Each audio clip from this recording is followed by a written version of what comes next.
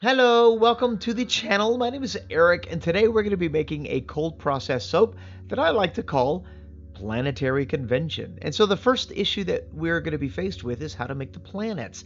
So notice I'm holding CPVC pipe. That's the pipe you get for hot water and plumbing.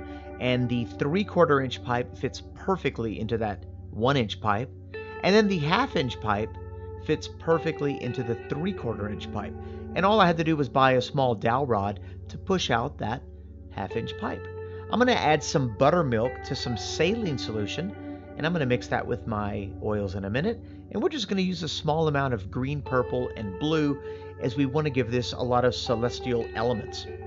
I just heated up my oil to melt my cocoa butter and the different fats that I have in there.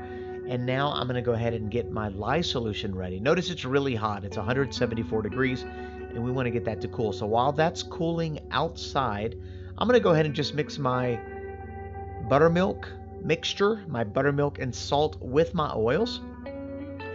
And now we're ready to proceed. I want to work at about room temperature, so I'm soaping at about 72 degrees.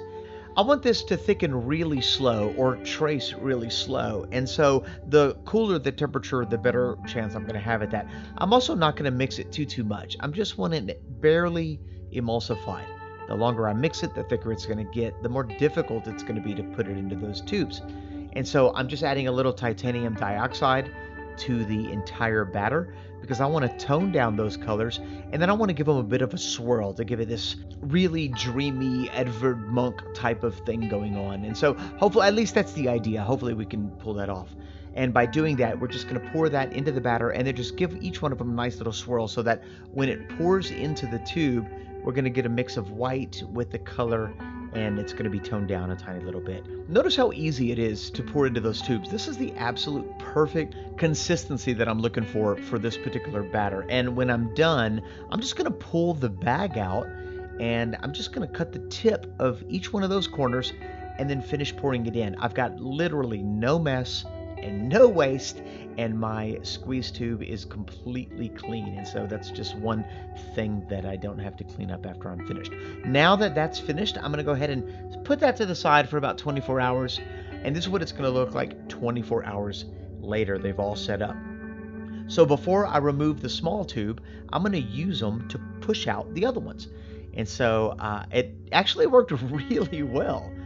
To my surprise. And as you can see, that titanium dioxide, that blend, it gives it sort of a nice dreamy, starry sort of element that we're looking for. And now we're going to finish the project. So we got a new mold from essentialdepot.com. This is about an 11-inch silicone mold. And all I'm doing right now is I'm rubbing the inside of it with a little bit of sunflower oil. I found that lining the inside of it with a little bit of vegetable shortening or sunflower oil really helps release that mold when it comes time to get out. So what I'm looking for is about a medium trace, and we're going to try to create that same effect. I'm going to use titanium dioxide and activated charcoal to give it that nighttime, starry, artistic painting sky that I'm hoping to get in this particular end product. Now, you know, it's funny, when we make soap, we have a vision of what we want, or at least what we think we want, and you have to think about it on a three-dimensional platform. And sometimes it comes out exactly as you envisioned, and other times,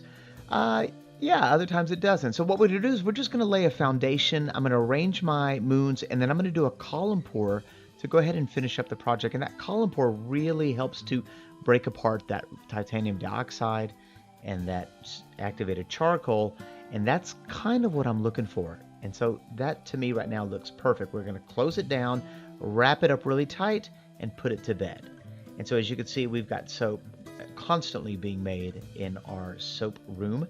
And to release this particular mold, I'm just going to gently squeeze the edges. See that? I'm just going to gently, just almost like I'm pinching it. I'm going to do that on the top, in the middle, and on the bottom. And what that's going to do is that's going to help just release that mold, make it a little bit easier for it to come out. Otherwise, I got to be completely honest, it's kind of tricky. Like if you don't do those things and you have this particular mold, then you're probably cursing it and throwing it and wondering why you bought it. So there's definitely a way to get this particular soap released with ease. And obviously if you have a plunger, if you have, I don't have a plunger, I use my fist and I'm pushing it right in there, and there's my bar of soap.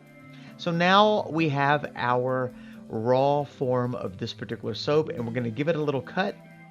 Oh, I totally forgot to mention, I actually scented this with eucalyptus and tea tree oil.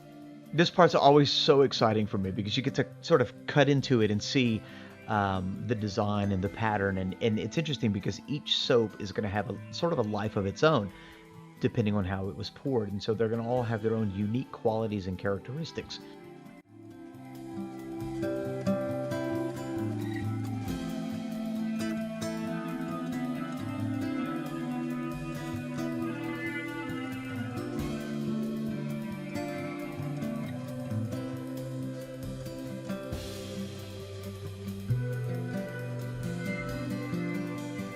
Thanks for watching the video. If you liked it, give it a thumbs up. And if you have any questions, leave them in the comment section below.